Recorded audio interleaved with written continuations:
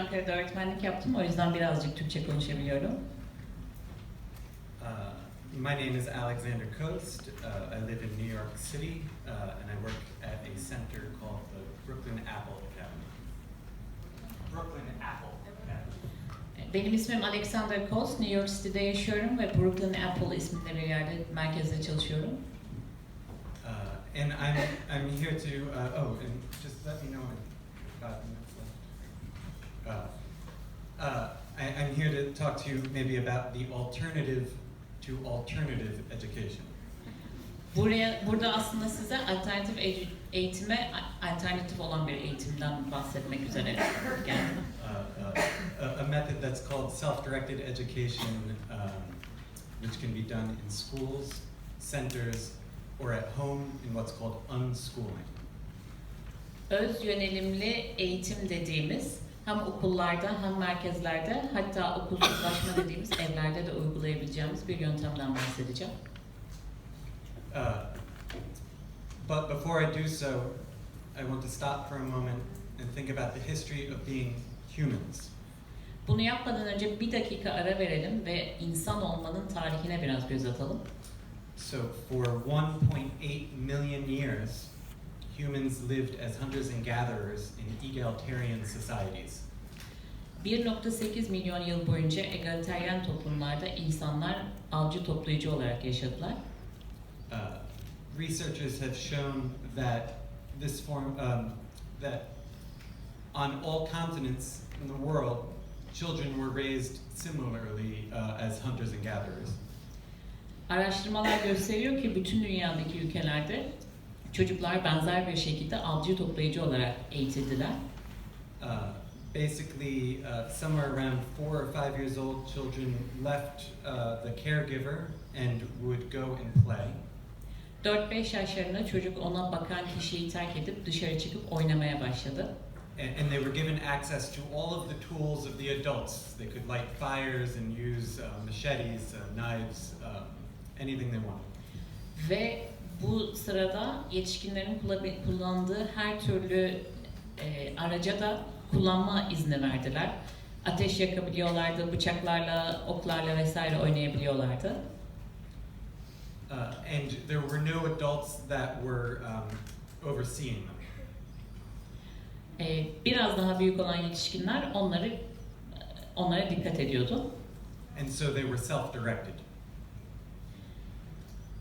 Böylece öz yönelimli olarak büyüyorlardı. They would play like this until about 16 to 18 years of age. 16-18 yaşına kadar bu şekilde oynamaya devam ediyorlardı. At which point in time they would make the decision themselves to go out with the adults and either hunt or gather or do whatever they saw fit for themselves as an adult in their band. O yaşa geldiklerinde yetişkinlerle birlikte gidip avlamaya, toplamaya ya da her ikisini yapmaya, kendileri için uygun olanın ne olduysa onu yapmaya kendi başlarına karar veriyorlardı. About 10,000 years ago, we discovered agriculture, farming. 10.000 yıl kadar önce tarımı keşfettik. And started fencing in land, and there were people who owned things and people who worked for those owners. Böylece toprakları çitlerle çevirmeye başladık. İçeride o topraklara sahip olan insanlar vardı, dışarıda o toprakların sahibi olmayan insan vardı.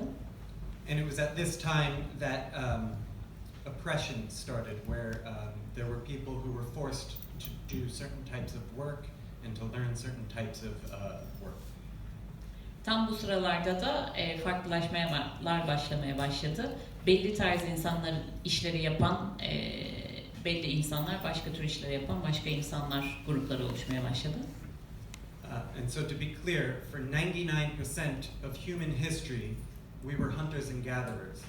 For less than 1% of human history, we have been more what you and I are accustomed to as a lifestyle. İnsan varlığının %99'u sürecin 99'luk bölümü süresince bizler avcı toplayıcı olarak yaşadık. %1'inden daha az bir süre boyunca şu anda alışkın olduğumuz yaşam tarzında var olduk. About 200 years ago, the Prussians created compulsory schooling and certified teachers. 200 yıl kadar önce Prusyalılar zorunlu eğitimi ve sertifikalı öğretmenleri ortaya çıkardılar. And somewhere between 150 and 100 years ago, this type of system spread throughout the world.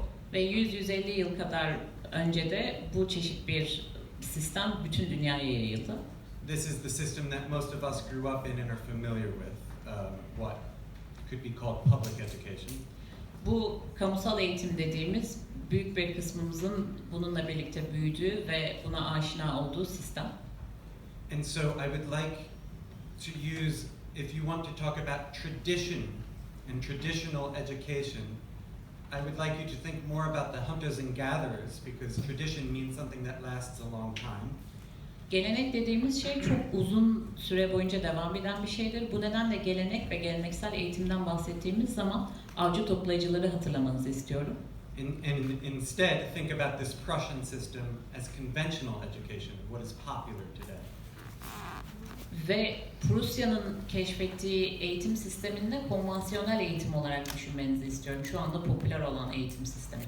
I wanted to preface with this introduction because what I'm about to tell you is very unusual to most people, but actually is a lot more traditional as far as the way children were raised. Bu girişi yapmak istedim çünkü size birazdan anlatacağım şey insanlara çok sıra dışı geliyor, alışılmadık geliyor ama çocukların yetiştirilmesi açısından neye alışkın olduklarını düşündüğünüzde aslında çok geleneksel. So self-directed education is trusting that children know what is best for themselves. Öz yönelimli eğitim dediğimiz şey çocukların kendileri için neyin en iyi olduğunu bildiklerine olan inancı içeriyor. It is actually a children's rights movement, which means that it is against the oppression of children. Bu aslında bir çocuk hakları hareketi, çocukların baskı görmesine karşı çıkan bir hareket. It is my belief and the belief of those that practice self-directed education that for an adult to force a child to sit in a seat and learn something that the adult thinks is important is oppressive. Hem benim hem de öz yönelimli eğitimi benimseyen insanların görüşüne göre bir çocuğu bir sandalyeye oturtup bir yetişkinin doğru olarak gördüğü şeyi öğrenmesine zorlaması baskıcı bir yöntem. It could even be considered violent. Hatta bunun şiddet içerdiğini de iddia edebiliriz. And if that's true, how do you raise a child to be free of this oppression? Ve eğer gerçek buysa bir çocuğu baskıdan bağımsız olarak baskı görmeden nasıl yetiştirebilirsiniz? I work for an organization called the Alliance for Self-Directed Education. The Alliance. Öz yönelimli eğitim birliği adı verilen bir enstitüde çalışıyorum. And there are 6 simple processes that can be used in self-directed education. Öz yönelimli eğitimde 6 basit süreç var kullanabileceğimiz. I'll briefly list all 6. Kısaca 6 tanesinin de üzerinden geçeceğim. Social expectation that education is children's responsibility. Eğitimin çocukların sorumluluğu olduğunu düşünen sosyal beklenti. Unlimited time to play, explore, and pursue one's own interests. Oynamak, keşfetmek ve bir kişinin kendi çıkarlarının peşinde koşmak için sınırsız zaman. Opportunity to play with the tools of the culture. Kültürün araçlarıyla oynayabilme imkanı. Access to a variety of caring adults who are helpers, not judges. Yargılamayan, sadece yardımcı olan yetişkinlerin etrafında yardımcı olarak bulunması. The one that I think is most important. Benim en önemli bulduğum şey. Free age mixing among children and adolescents. Çocuklar ve yetişkinler arasındaki ergenler arasındaki yaş karması. And the last one, immersion in a stable, supportive, respectful community. İstikrarlı ve saygılı bir toplumun ortaya çıkması. So I would like you to imagine for a moment a busy train station at rush hour. En yoğun zamandaki çok kalabalık bir tren istasyonunu gözünüzün önüne getirmenizi istiyorum. If you were a stranger walking into the train station observing everyone, Buradaki herkesi gözlemleyen ve tren istasyonuna giren bir yabancı olsaydınız, it might look like chaos to you. size bir kaos gibi görünürdü. There would be people running around doing all different things, loud noise. Bir sürü insan etrafta koşuşturuyor, bir sürü farklı şey yapıyor, gürültü, sesler. And yet, that train station in a way is a miracle. Ama yine de bir bakıma o tren istasyonu bir mucize. In that each person there has an intended destination. Mucize çünkü oradaki her bir bireyin gitmeyi planladığı bir durak var. And they're working collaboratively with everybody in the train station so that each one of them can get to where they want to go. Herkes birbiriyle işbirliği içerisinde çalışıyor. Böylece herkes gitmek istediği yere varabiliyor. If you see a group of self-directed children playing or working together, Eğer öz yönelimli bir grup öğrencinin birlikte oynadığı ve çalıştığı bir grup görürseniz, it looks a lot like that train station. aynı bu tren istasyonuna benzeyecek. Oftentimes they're very dirty places. Çoğunlukla çok kirli yerlerden bahsediyoruz. In the center where my own children go to school, there are oftentimes dirty socks all over the floor when you first walk in. Benim çocuklarımın gittiği merkezde genellikle yerde kirli çorapların olduğu bir mekan. There will be children running around screaming with different toys. Farklı oyuncaklarla bağırarak dolaşan çocuklar görürsünüz. And when people first come into a center like this, oftentimes the look on their faces. Herhangi biri genellikle böyle bir merkeze girdiğinde genel olarak yüzünde biraz önce gösterdiğim gibi bir ifade oluşur. And so I oftentimes give that train station analogy as a way of stop and think for a moment. Ve bu insanlara bir süre sakin ol ve düşün diyebilmek için bu tren istasyonu analogisini anlatırım. And just like a passenger at a train station, Tıpkı tren istasyonundaki bir yolcu gibi, if you were to follow any one child throughout the space for a long time, oradaki herhangi bir çocuğu takip ederseniz, you would realize that they are learning, şunun farkına varacaksınız ki o çocuk öğreniyor, that they are collaborating with others, diğerleriyle işbirliği yapıyor and that they are free to go whichever direction they would like. ve istedikleri yöne gitme konusunda özgürler. And again, this is much similar to the type of child rearing that was used for 1.8 million years when we were hunters and gatherers.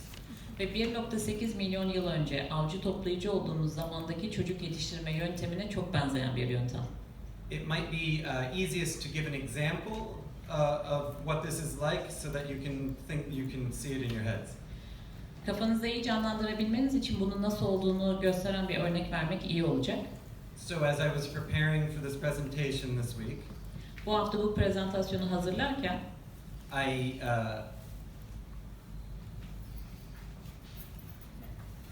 that child, his name is Shalem. oradaki çocuğun adı Şeyma. Shalem. Şeydim. Asked me to do something. Benden bir şey yapmamı istedi. 5 months ago, he was bored. 5 ay önce sıkılmıştı. And I started suggesting things he could do. Ve ona yapabileceği şeyler önermeye başladım. And to be clear, I've known Shalem for 3 years. Ve ben bu çocuğu 3 yıldır tanıyorum. So I know a lot of his interests. Dolayısıyla nelerden hoşlandığı ile ilgili oldukça bilgili sayılırım. And so I suggested in our history class. Ve ona sanat tarihi dersi önerdim. It's when I used to work as a conventional teacher, it was one of the subjects I taught. Konvansiyonel öğretmen olarak çalıştığım zamanlarda benim öğrettiğim konulardan biriydi bu. And he liked that idea, so we decided to start a class together. Bu fikri çok beğendi ve birlikte bir sınıf başlatmaya karar verdik. And so we asked other kids in the center that I work at, is there anybody who's interested in an art history class? Çalıştığım merkezdeki diğer çocuklara sanat tarihi dersiyle ilgilenen herhangi biri var mı diye sormaya başladık. About 5 children were interested. 5 kadar çocuk ilgilendi. A 5-year-old child, a couple of 7-year-old children, an 11-year-old, and a 12-year-old. Bir tane 5 yaşında, 2 tane 7, bir de 11 ve 12 yaşlarında birer çocuk ilgilendiler. And so every Monday morning we meet in the library. Her pazartesi sabahı kütüphanede buluştuk. And I started with art history with cave paintings on the walls. Mağara resimleriyle başlayan bir sanat tarihi öğretmeye başladım. And we have worked our way up to this Monday we were working on abstract expressionism. Bu pazartesi soyut ekspresyonizm üzerinde çalışıyorduk. And I mentioned the painter Jackson Pollock. Jackson Pollock'tan bahsettim, ressam. And we started looking at videos of Jackson Pollock doing his splatter paintings. Onun resimlerini yaptığı videoları izlemeye başladık. And the children in the class were really excited about it. Sınıftaki çocuklar bundan çok heyecanlanmışlardı.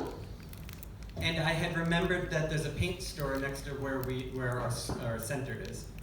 Ve bizim merkezimizin bulunduğu yere çok yakın bir yerde bir resim mağazası olduğunu hatırladım. And that sometimes they had given us buckets of free paint. Bazen onlar bize ücretsiz boya kovaları veriyorlardı.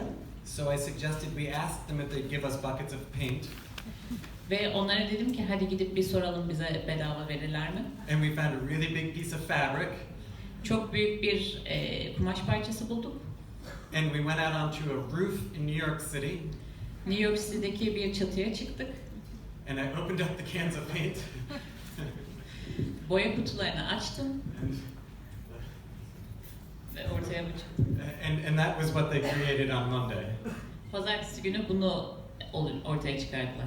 And many other children in the space who don't take the art history class. Orada bulunan ama sanat tarihi dersi almayan bir sürü çocuk da stuck their head out the window. Camdan dışarı kafalarını çıkardılar. And said, "Hey, can we paint too?" Biz de boyayabilir miyiz diye sordular. And so they all started helping us. Ve hepsi bize yardım etmeye başladı. And very quickly I had many children on a roof by myself. Ve çok kısa bir zamanda çatıda bir sürü çocuk ve ben. And then as they wanted to go inside, they were getting paint on the bottoms of their shoes. İçeriye girmek istediklerinde ayakkabılarının altında boyalar vardı. So I taped cardboard to their feet. Ben de karton yapıştırdım ayaklarının altına. And let them have fun. Ve eğlenmelerine izin verdim. And I listened as the children were speaking to each other. Ve çocuklar birbirleriyle konuşurken dinledim. And the ones who were in the art history class were explaining to the ones who were not. Sanat tarihi dersinde olanlar diğerlerine bazı açıklamalar yapıyorlardı. This is Jackson Pollock the style painting, abstract expressionism. Bunun soyut ekspresyonizm olduğunu, Jackson Pollock tarzı bir resim yapma sanatı olduğunu anlatıyorlardı. And I guarantee you that half of those children will not remember Jackson Pollock's name or what abstract expressionism is. Size garanti ederim ki bu çocukların yarısı ileride Jackson Pollock ismini veya abstrakt ekspresyonizmin ne olduğunu hatırlamayacaklar. But the next time they go into a museum and see an abstract expressionist painting, they will understand it beautifully. Ama bir müzeye gittiklerinde soyut ekspresyonizm resimlerine örnek bir resim gördüklerinde çok çok iyi anlayacaklar. And just to finish, that's one example. Bu sadece bir örnek. There are many different ways to learn in this method of education. Bu eğitim metodunda öğrenebilecek çok farklı yöntem var. My own children have been raised this way since birth. Doğduklarından beri benim çocuklarım bu yöntemle büyütüldüler. And yes, they know how to read and write and do basic math. Ve okumayı, yazmayı, temel matematik becerilerini biliyorlar. How they learned it, I have no idea. Nasıl öğrendikleriyle ilgili hiçbir fikrim yok. Thank you very much.